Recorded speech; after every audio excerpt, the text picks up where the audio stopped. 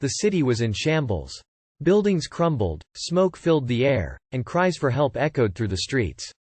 It had been another exhausting day for the renowned superhero, known to the world as the Sentinel. For years, he had tirelessly fought crime and saved countless lives, but today, he decided he had had enough.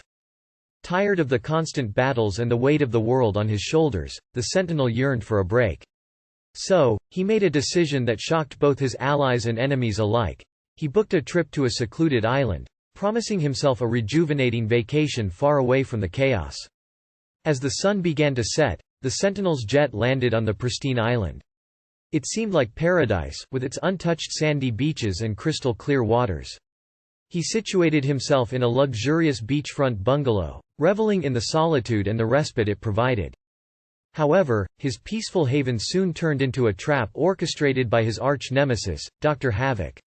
Unbeknownst to the Sentinel, Dr. Havoc had sent out invitations to all of the Sentinel's enemies, calling it a «party» to exact revenge on their shared adversary.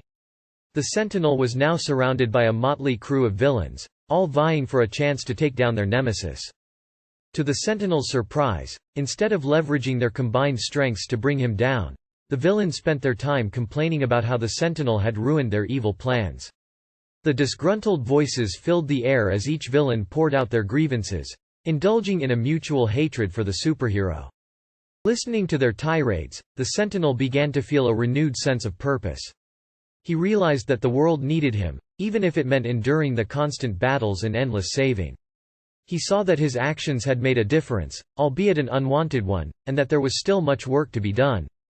Unable to ignore the pleas for help, the Sentinel made a decision. He gathered his strength, mustering all his powers, and devised an elaborate plan to neutralize the villains.